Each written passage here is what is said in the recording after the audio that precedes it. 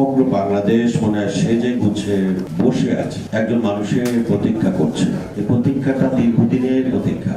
এই প্রতীক্ষাটা প্রায় 20 বছর বলব। যারা তারেক রহমানের বিরুদ্ধে এবং বাংলাদেশের বিরুদ্ধে একই সাথে ষড়যন্ত্র চলছে গত 20 বছর। 2006 সালে এখানে যারা তরুণ তাদের হয়তো মনে থাকবে না, একটু বয়স যাদের হয়েছে তাদের মনে থাকবে। 2006 সালে সাংবিধানিক ধারাবাহিকতায় একটি জাতীয় নির্বাচন হওয়ার কথা ছিল। সেই জাতীয় নির্বাচনে একটি নির্বাচিত সরকার ক্ষমতায় আসবে এবং সেই নির্বাচনের মাধ্যমে ধারাবাহিকভাবে নির্বাচিত সরকার দেশে থাকবে। এটাই ছিল মানুষের প্রত্যাশা। ষড়যন্ত্রটা 2006 সাল থেকেই শুরু হয়েছিল। সেই সময় 111-এর সরকার একটি অবৈধ, অগণতান্ত্রিক, অসাংবিধানিক সরকার রাষ্ট্র ক্ষমতায় এসে এই দেশের রাজনৈতিক নেতাদের চরিত্র হরণ করতে চেয়েছিল।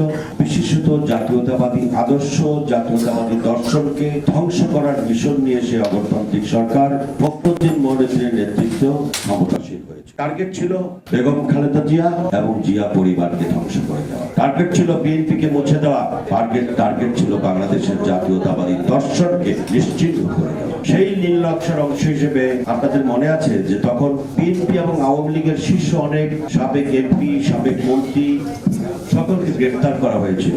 বুঝলাম সাবেক এমপি এবং মন্ত্রীরা তারা রাষ্ট্রের গুরুত্বপূর্ণ পদে ছিলেন, তারা কোনো না কোনোভাবে দুর্নীতির সঙ্গে যুক্ত থাকতেই পারেন। আমি যদি আপনাদেরকে প্রশ্ন করি, জনাব তারেক রহমান সাহেব 2006-এর আগে কোনো সংসদ সদস্য ছিলেন না, কোনো মন্ত্রীও ছিলেন না, রাষ্ট্রের কোনো দায়িত্ব পালন করেননি। তাকে কেন গ্রেফতার করা হয়েছিল? সুস্থ তারেক রহমানকে ধরে নিয়ে পঙ্গু বানিয়ে তারপরে ছাড়া হয়েছিল। সেই জিনিসটা আপনার মনে করেন। এবং তারেক রহমান সাহেবকে বিদেশের মাটিতে যেতে হয়েছিল চিকিৎসার জন্য। সেই চিকিৎসার জন্য যাওয়ার পরে বাংলাদেশে ফখরুদ্দিন মইনুদ্দিনের এক্সটেনশন সরকার ছিল শেখ হাসিনার, খুনি হাসিনার সরকার। সেই খুনি হাসিনার সরকার একের পর এক মামলা দিয়ে তারেক রহমান যাতে দেশে আসতে না পারেন সেই ব্যবস্থা করা হয়েছে। সোজা হচ্ছে 2006 থেকে যে ষড়যন্ত্র শুরু হয়েছিল তারেক রহমানের বিরুদ্ধে, সেই ষড়যন্ত্রের ছাল ডাল আমরা বারবার ছিন্ন করার চেষ্টা করেছি। কিন্তু অপশক্তি এত ভয়াবহ ছিল, অদৃশ্য শক্তি এত ভয়াবহ ছিল, তাদের সঙ্গে এই দেশের সাধারণ মানুষ আন্দোলন সংগ্রাম করে বিজয় অর্জন করতে অনেক সময় লেগেছে। এখন আপনারা অনেকে বলেন আগামী দিনের মন্ত্রী, আগামী দিনের রাষ্ট্রনায়ক, এগুলো দয়া করে বলবেন না। ষড়যন্ত্র কিন্তু এখনো শেষ হয়ে যায়নি। জনাব তারেক রহমান সাহেব বাংলাদেশে যাতে পা দিতে না পারেন সেই জন্য বারবার বিভিন্নভাবে ষড়যন্ত্র করা হয়েছে। আমরা প্রত্যাশা করছি আল্লাহ রাব্বুল আলামিনের অশেষ মেহেরবানিতে জনাব তারেক রহমান সাহেব আগামীকালকে বাংলাদেশের বুকে পা রাখবেন।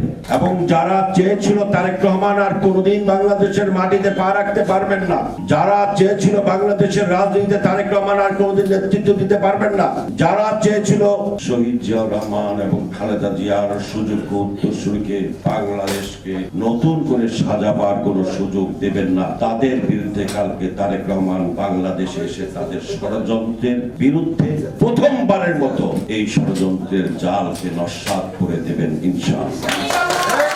এবং কালকে বাংলাদেশি জাতীয়তাবাদী আদর্শের রাজনীতি, বাংলাদেশের জাতীয়তাবাদী দর্শন আগামী কাল থেকে নতুন করে পথ চলা শুরু করবে। এবং সেই পথ চলা কেউ ফিরাতে পারবে না যদি, আমি আবারও বলি, যদি আমরা যারা জাতীয়তাবাদী দর্শনের কথা বলি, জাতীয়তাবাদী রাজনীতির কথা বলি এবং শহীদ প্রেসিডেন্ট জিয়াউর রহমানের আদর্শের সৈনিক দাবি করি, তারা যদি একে অপরের সঙ্গে কাঁধে কাঁধ মিলিয়ে, হাতে হাত মিলিয়ে ঐক্যবদ্ধ হবে, কমপক্ষে নির্বাচন পর্যন্ত ধানের শীষের পক্ষে একত্রিত হয়ে কাজ করে সকল ষড়যন্ত্রের জাল ছিন্ন করে ধানের শীষকে যদি আমরা বিজয়ী করতে পারি, অপশক্তির কালো হাত যদি দুমড়িয়ে মুচিয়ে দিতে পারি, তাহলে আমাদের সেই প্রত্যাশা পূরণ হবে। আর কালকে যদি আমরা বিভিন্ন রকমের অসহযোগিতা করি, যেখানে আইন শৃঙ্খলা রক্ষাকারী বাহিনী ভূমিকা পালন করতে চাইবে তাদেরকে ধাক্কা মারি, তাদের কথা না শুনি, আমাদের শৃঙ্খলা বাহিনীকে আমরা তোয়াক্কা না করি, এই বিশৃঙ্খলা কিন্তু আগামী নির্বাচন পর্যন্ত থাকবে। তাহলে আমার বক্তব্য হচ্ছে,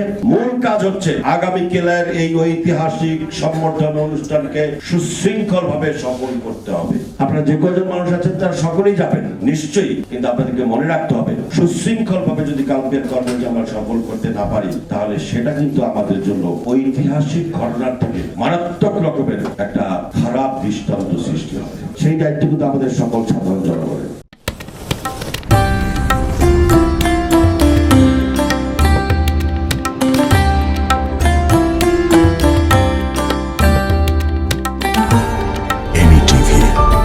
স্বাধীন বাংলার স্বাধীন কণ্ঠ।